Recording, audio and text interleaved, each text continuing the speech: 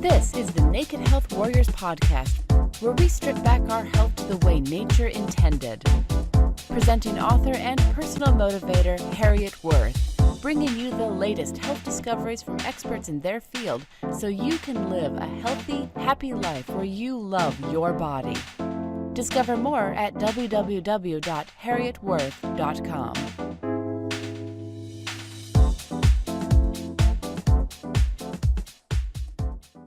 Hello and welcome to today's podcast on the Naked Health Warriors show. Today I have someone absolutely phenomenal who I love with all my heart. Her name is Jenna Ballard. I am so excited to interview her today for so many reasons. You see, Jenna is not just one thing. She is amazingly talented in so many different areas. She calls herself a total wellness philosopher.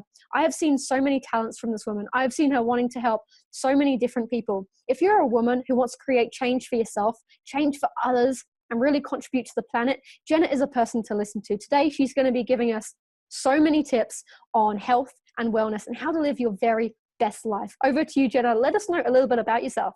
Hey, thank you so much for having me, Harriet. It's an absolute delight to be on this call and interview with a fellow world changer. You are an immaculate human being and a fellow unicorn. So thank you for having me.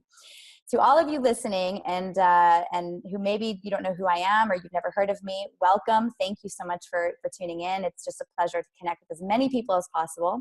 A little story about me. I'm on a mission. I'm on a mission to motivate and inspire as many people to fall in love with themselves and rewrite their story about their life, because anything's possible. We can overcome anything.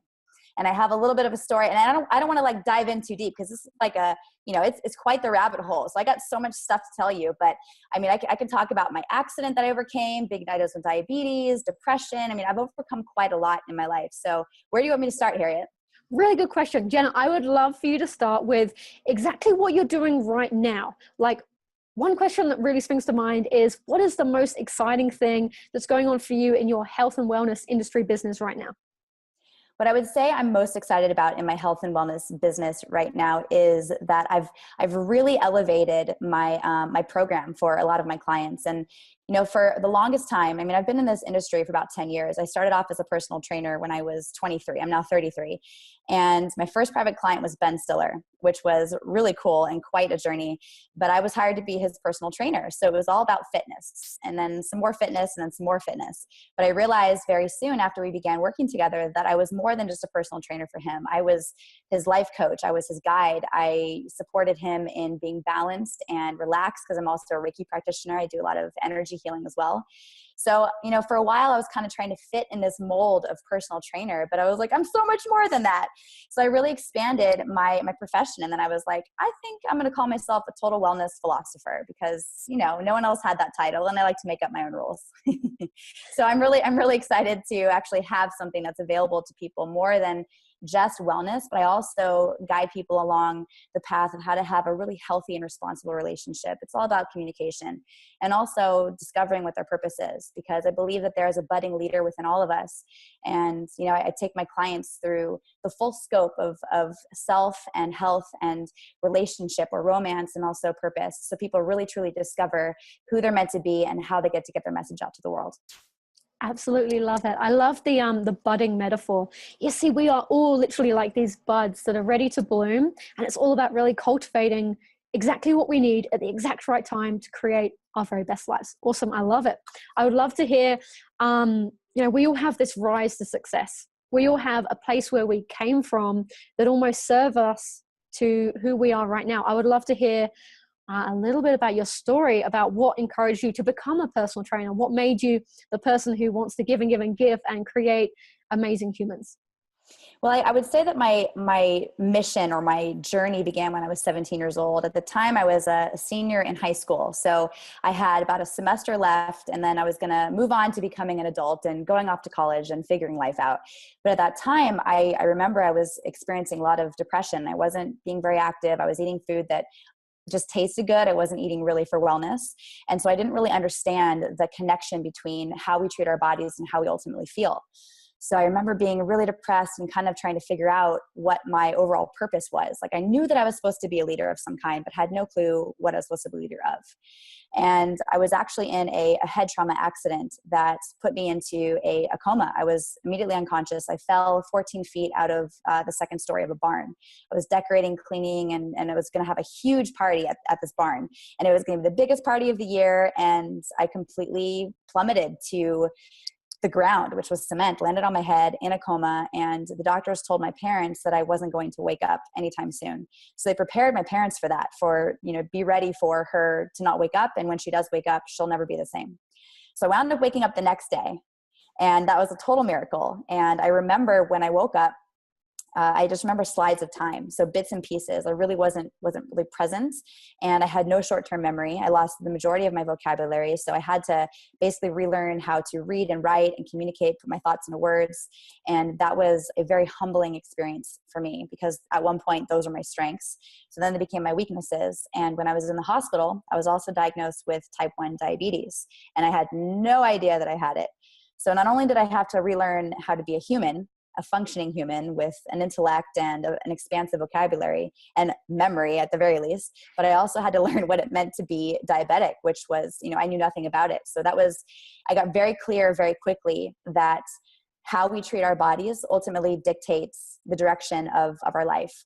And I realized that by actually being active and eating well, that I could actually control my feelings, my physical sensations in my body, the balance of my blood sugar, and my overall energy. So I began this mission to be as healthy as possible. And I also realized that it was bigger than that. It wasn't just about me. Like, this was all happening for me. It was something that was meant to guide me in the direction. So I was like, I'm going to be a personal trainer, life coach. Like, this is my jam. So here I am. Wow. And that is it, ladies and gentlemen. That is a truly phenomenal journey. That is such an amazing thing to overcome. Some things that really stood out to me is that you believe that you're a miracle. See, we are all miracles. And I love that analogy. And it means so much to me that a person like yourself has been through so much, and all you want to do is just keep on giving. Some people, they take their challenges and they just get bigger and bigger and bigger. Some people have these big challenges and they just allow them to elevate themselves and really ascend to their true being. So I absolutely adore that. I would love to hear about some of your epiphanies. The first epiphany that I think the listeners would really love to know a lot about, because you've created a lot of success over, a great period of time for yourself and for others. But I want to know, what was the hardest, most grueling health challenge and experience that you've had in your life up until now? The most grueling one. I know you've had a coma, I know you've done all those things, but what's been the hardest for you? I would say the most challenging experience I've had with my health would probably be getting my blood sugar in balance, transitioning from eating glazed donuts every morning for breakfast and just eating whatever wasn't meat. Like, I went through this whole phase of not eating anything that was once alive. And so I ate a lot of carbohydrates, but they weren't real carbohydrates. They're not fruits and vegetables. It was just pizza and bread. And all the fake carbs. So that was a big challenge for me, because my habits, I never really understood that was a big part of my actual emotions and my feelings. So when I was experiencing depression when I was in high school, I just thought that I was depressed. I didn't realize it was actually because my blood sugar levels were escalated. So a symptom of high blood sugar that I'm very acutely aware of now, when I have high blood sugar levels, I feel sluggish. I have no energy. I feel like I don't have anything to contribute. So I go in through this downward spiral of negative thoughts that aren't serving me. And so I now know when I have those thoughts to check my blood sugar. So I'll test it. And if it's elevated, I'll give myself insulin. So it is so important to take care of ourselves. And that was such a big learning curve for me, because I just didn't understand health and wellness. It wasn't a thing for me. I just ate whatever I ate. And I do remember, as I was transitioning into getting on top of the diabetes, how many times my blood sugar would crash and how many times it would escalate. So it was very up and down, and really learning how to modify it and balance it. And that actually wasn't until I decided to stop listening to my doctors. I started listening to my body. So they gave me this diagnosis and they told me how much insulin to take, but it was way too much. I wound up gaining 30 pounds in about a year. So that was really tough for me, going from, a super skinny kid. I was a model in high school. And then all of a sudden I'm, a size 10 or 12. And that was a big wake up call for me, realizing that my wellness, the composition of my body, and my overall energy entirely depended on what I put in my body. Mm-hmm. I hear you. Wow, that's quite something. That's quite something. One of the things I was going to ask is how you got over the pain, but like, it sounds like you transitioned yourself from this glazed donuts, there you go, kind of mentality of where you were eating all those carbs into alive foods. And that totally makes sense. It's a big mission we have. What would you say the 3 top healthy living lessons you really gained from this experience were for you? The 3 top health lessons that I've learned, I would say number 1, to eat real food as often as possible. That's number 1. Secondly, allow yourself to splurge every once in a while. I don't believe that eating clean 100% of the time is healthy, because I believe that we have to allow ourselves to kind of not get off track, but enjoy other things life has to offer. And the third part is that when we splurge, it doesn't necessarily have to be incredibly unhealthy for us. Like, there are a lot of ways to enjoy sweets and desserts and yummy things without going completely off track. So it really is just like finding that balance. I mean, balance is, for me, the most important thing to really feel like I'm not being deprived, because I've gone through experiences of trying to be so on top of my blood sugar that I ate nothing but 100% good food, no sugar at all, like sometimes not even any fruit. Like, I really stayed away from fructose. I mean, any ose. So fructose, lactose, sucrose, I mean, all the oses, I stayed away from it. And you know, like, while it was good because my blood sugar was super balanced, it's just not me. It's not sustainable. So I've really gotten to the point now where I honestly eat whatever it is that I want, but whatever it is that I want is good for me. I don't eat foods that are totally just going to ruin my health. But every once in a while I have something that is just atrocious. And rather than beating myself up for it, like, I'm in harmony with it as I'm eating it, because I believe that the thoughts that we have about anything in our life, whether we're eating it, whether we're involved with it, whatever we focus our energy on, we're going to create in our life. So if we're eating something with guilt and shame, and we say, gosh, like, I really shouldn't be eating this, but I'm going to eat it anyway. Well, if you're afraid of it completely having to gain weight or hold on to water or whatever your fear is, you're going to create it, because that's how powerful our thoughts are. If we knew truly how powerful our thoughts were, we would never have another negative thought. Love it. So what would be your number 1 non-guilty thing that you would have that you'd go to that's just your splurge, your number 3 tip? What would be your splurge? My biggest splurge is the most ridiculous chunk, like a tub of frozen yogurt with like everything you can imagine. So I'd put like Snicker bars, and it's insane. It is just ridiculous. But I allow myself to be in harmony with it. So I'll put all kinds of stuff in that little tub of frozen yogurt. And, you know, I don't believe that frozen yogurt, I mean, there's this whole craze that frozen yogurt is healthy for you, but some of it is, but a lot of the times it's just filled with chemicals and sugar and fake sugar and like all this crap. And, you know, I don't really believe that dairy is good for us either. That's my own personal belief. But, you know, when I choose to eat that way, it's something that I also allow myself to be in harmony with, because it's the guilt and the shame that comes along with the splurging, which doesn't support us in actually truly being balanced. And that's a whole different rabbit hole that we're probably going to end up doing a follow-up interview. So we'll maybe go down that rabbit hole in our next interview, and we'll save it for then. Otherwise, we're going to have some frazzled listeners. I hope you listeners are really enjoying this. Jenna is literally an expert in this. I love the way when she came in, she just said, you know, I was personal training Ben Stiller at 23. This is a person with expertise here, listeners, like, not to be taken lightly. And I love having experts on the show. And I also love having, for example, today we interviewed just a mom who's helping her kid be healthier as well, because we're all on a mission to be living our very best, healthiest life. And I love that. Jenna, I would love for you to share. I know today's been all about health and wellness, but I know you're a total wellness philosopher. So what would be your 3, let's call them greatest life lessons that you'd love to pass over to the listeners? It's a great question. I would say that number 1, I have to say the most important pivotal moment of my life was when I understood the power of I am, because it was in a specific meeting that my neurosurgeon was having with my mom. And I say that like my neurosurgeon and my mom were having this meeting because I was just there. I wasn't contributing anything. They weren't asking me anything because they thought, okay, that girl can't even think for herself. So whatever she thinks doesn't matter. So I remember sitting there watching them have this meeting. And the doctor was saying to my mom, we really think it's going to be challenging for Jenna to go back to high school and finish. She only has one semester left, and there is no way she's going to be able to finish on time. I mean, we really don't even want to put her under that kind of stress. So it's just not going to happen. And I remember in that moment thinking, I felt this fiery burning sensation in my core. And I was like, and I cussed in my mind. I'm not going to say it on the podcast. I was like, who the F does this guy think he is? He doesn't know me. I can do anything. I am going to graduate on time. And because I said, I am going to graduate on time, I did. If I had said, you know what? He's right. I'm not able to finish on time. That would have been my reality. So it's when we actually make up our minds about something that stuff can actually happen.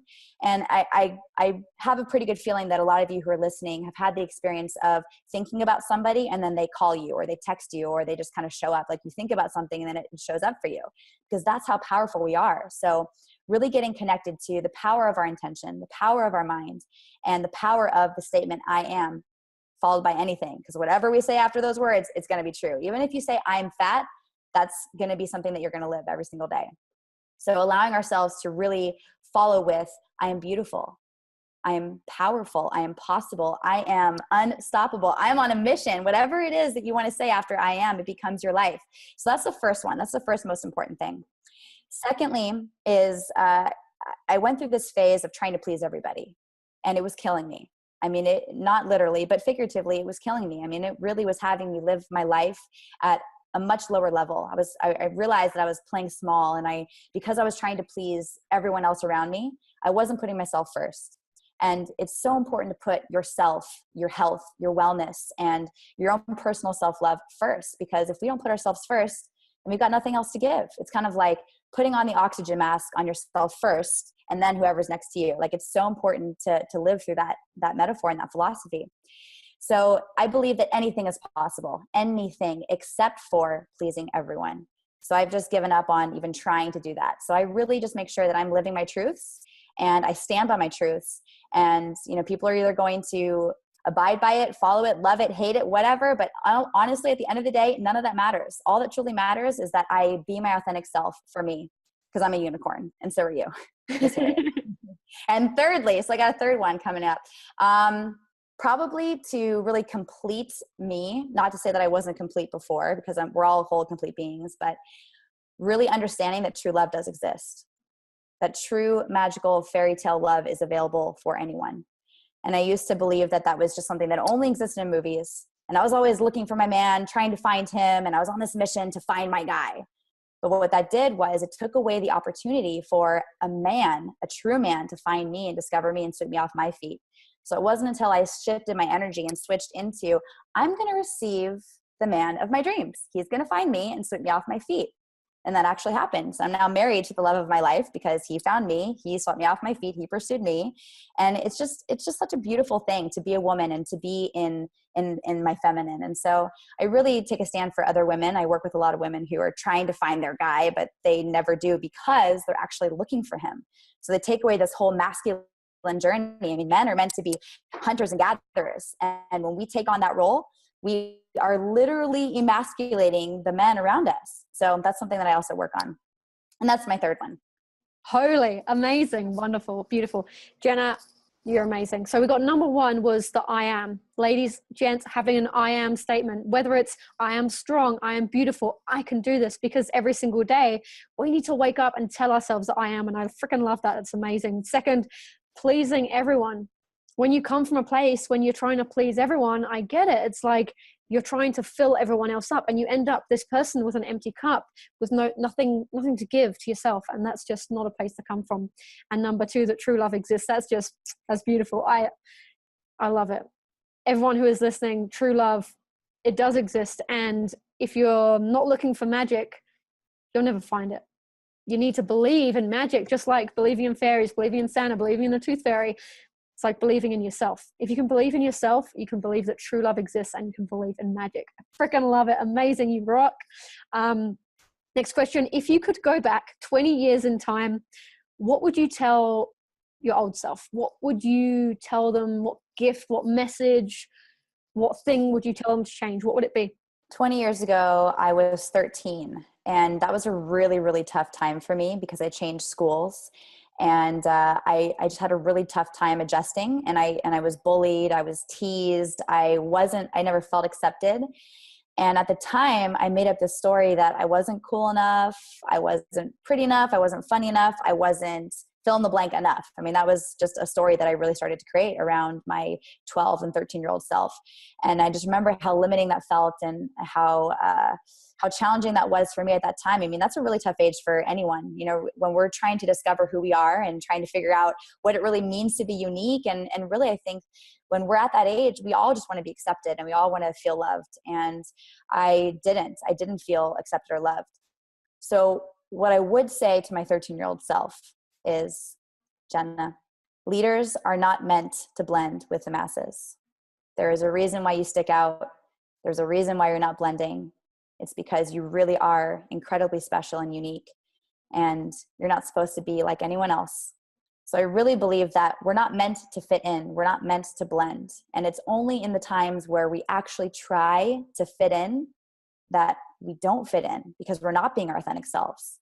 When we really allow ourselves to experience that permission that only we can give to ourselves, permission to be who we authentically are, permission to be our authentic self, our inner child, our radiance, the very being that we were born to be, like, that's when we really truly get to feel most accepted. And it's anytime we try to be anything other than that we don't feel like we're being our authentic selves. That's beautiful. That's beautiful. Anyone listening, if you're feeling that you're not fill in the blank enough, good enough, pretty enough, talented enough, leaders, we aren't. You're right. We're not meant to blend in. In fact, no one is meant to blend in. Even if you don't think of yourself as a leader, if you're a great mom, you're a leader of your kids. If you're a great teacher, you're a leader of the people in your class. Whether you're teaching pottery, whether you're teaching knitting, it doesn't matter. We are all leaders of some beautiful area of our lives. And it's important to know that sometimes the round pegs do not fit in the square hole. So thank you. What a great, beautiful message. Love it. Real health. The Naked Health Warriors podcast is literally all about revealing what real health is to you, Jenna. And I would love to know, because it's different for everyone. Everyone has a different experience of health and what they believe to be true. But what does real health mean to you, and why is it specifically important for you? Real health to me means balance.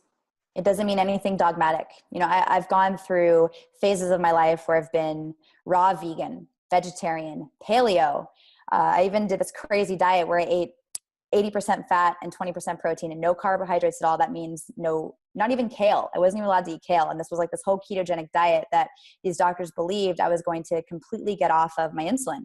And I tried it, and it kind of worked, but I just remember being miserable. I got to the point of being like, I just want to eat an apple, you know, like I was insane. It was crazy, but it wasn't sustainable. I really, truly believe that health and wellness is whatever is sustainable.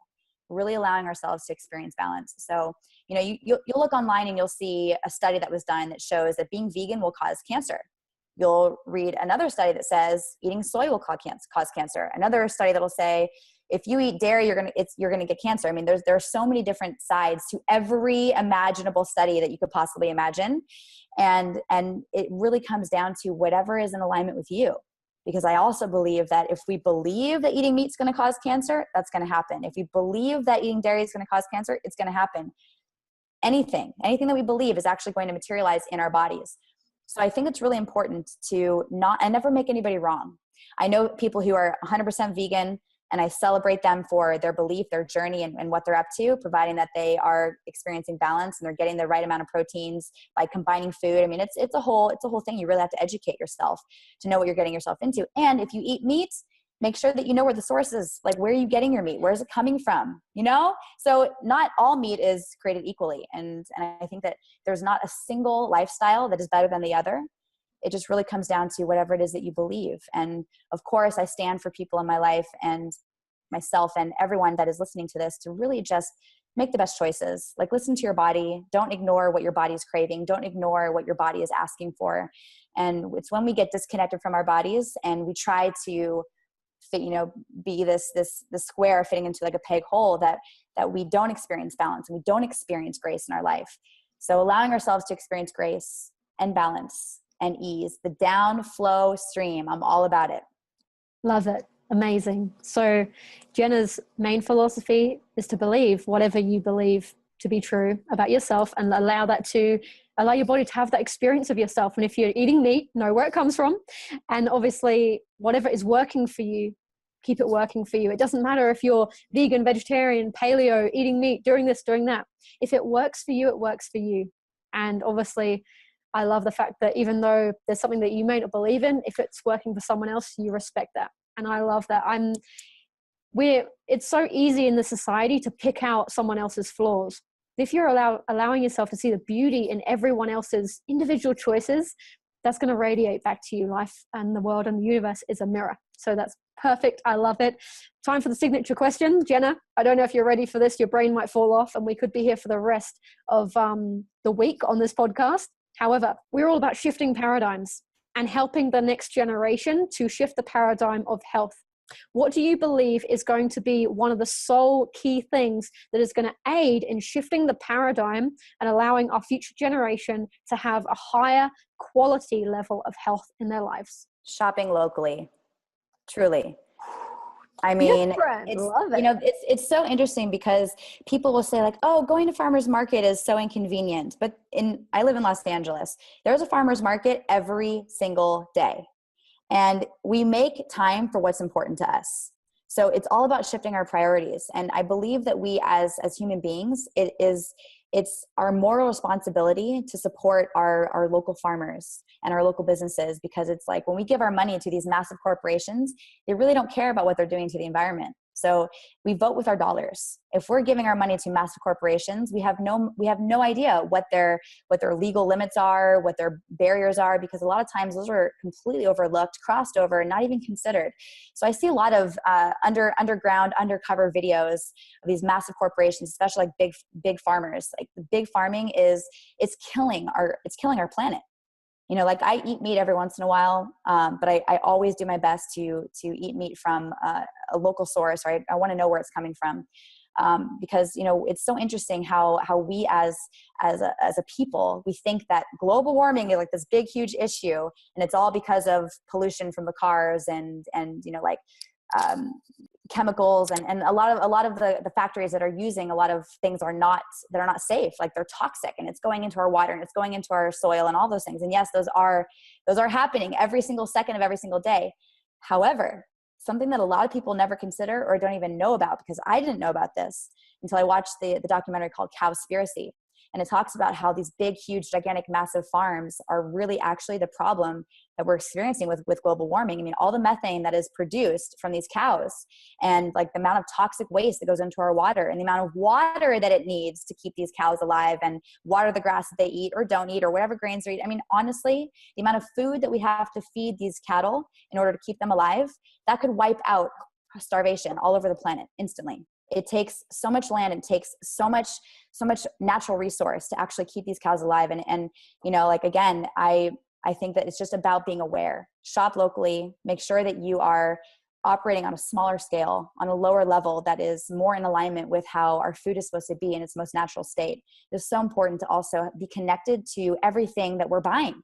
Again, we vote for our dollars. Fantastic. Absolutely love the message. So Jenna really believes that shopping locally is going to change the paradigm massively. I know there's so many problems. I mean, we could go on for absolute hours talking about the ways that we could change it, but we need to equalize the planet. There's this people living in different classes. You know, we've got people starving. We've got people throwing food away from the supermarkets that they own, and it's just not right. So we're all about equalizing the planet. And I think eating locally and having priorities about, you know, making it a priority to eat locally, I think that's an amazing message, and I super, super appreciate you for having that message. It's a powerful one, and I love it. Time for the quick fire, and then we are going to wrap up. Jenna, you've been amazing. Are you ready for the quick fire questions? I'm ready. Let's do it. Cool. What is the number one super weird but most effective thing you do when it comes to your diet? When it comes to my diet? Yep. I would say, gosh, that's a tough one. They're so super weird. I would say just making sure I always have something in my purse. I always have a bar. I always have something. Otherwise, I skip meals or I wind up making poor choices. The worst thing ever to do is to go into a grocery store hungry. That is the worst, because then you'll buy freaking anything. I'll speak for myself. I buy anything if I'm hungry and I go into a grocery store. So I always make sure I have something in my purse, and I'll even bring stuff with me to an actual, like a grocery store, or like when I go to a restaurant, I'll bring a little stevia. You've seen me use my stevia for my bag. It's like this natural sweetener. I know, right? Love it. I'm always prepared. Awesome. What is your number one favorite juice currently? My number one favorite juice currently is Cream Party from Juice Served Here, although I've not tried your juices. So I think that when I try whatever juice it is that you're making, Harriet, I'm going to be a believer for life. So I can't wait to try it. Fantastic. What is the best advice you've ever received? The best advice I've ever received: don't do it for the money. Love it. What is your go-to thing that you cannot live without? I cannot live without a very specific song. And I play this in my spin class almost every single time. Where Are You Now by Justin Bieber and Skrillex. I cannot get enough of that song. It is my life force. And teaching spinning is also something I cannot live without. She's a believer. We love it. Jenna, who is your hero? My hero is myself. Perfect answer. Beautiful. Love it. What do you believe is the health industry? What do you believe the health industry is missing right now? What's one of the key things? Self-love. Self-love. It doesn't exist in any diet program, any fitness, anything. Like I've done the fitness DVD I was on Dr. Phil about 5 years ago. We launched a fitness DVD and a diet program, and it was a huge success. And I remember I was hired as talent to be on this DVD, and I was not in alignment with it now looking back, because there wasn't this component of really focusing on self-love first and foremost, because people are trying to lose inches and look a certain way. And it's just one huge, massive piece that is completely skipped over. Love it. Perfect. And last question, who else would you like to see featured on this podcast? Who can you recommend? Who would you love to see on it? I would love to see Food Babe on this podcast. Food Babe. All right. Love it. Jenny, you've been phenomenal. I've written down so many notes because you have true gems. You have true diamonds to offer to the universe. And we are so, so grateful at Naked Health Warriors podcast to have you on here. Would you say before we part with the audience, would you say there are any last words, last message that you would love to leave us with? Something I say very often is to love all that is you, every piece of you, every quirk, every challenge, everything that you experience throughout the day, even your negative thoughts. Love them, because it's the contrast that has us be really clear about what it is that we truly want. Love it. Amazing. Beautiful. We love you, Jenna. You've been amazing. If you want to find out more about Jenna Phillips Ballard, you need to go to www.jennaphillipsballard.com, where you can find a whole load more about what she does. If I were you, I would probably subscribe to her email list, because she's always spitting out these golden nuggets. It's literally like she sings out just amazing, amazing quality things, and you want to be following what she's up to in the next coming months with regards to her program. She's got some amazing, amazing things, gifts to give the world, and I would love to hear my viewers benefiting from that. It's been Harriet Worth from the Naked Health Warriors. Live, love, juice. Have an absolutely amazing killer day. Stay tuned for more amazing interviews just like this one, and live to your very highest self. Have an amazing day. We'll see you soon. Bye for now. You've been listening to the Naked Health Warriors, where we strip back our health to the way nature intended. Live your life, love your body, and stay tuned for more interviews just like this from Harriet Worth, founder of the Juice and Smoothie Company and best-selling author of Be Your Best and Personal Motivator. Bye for now.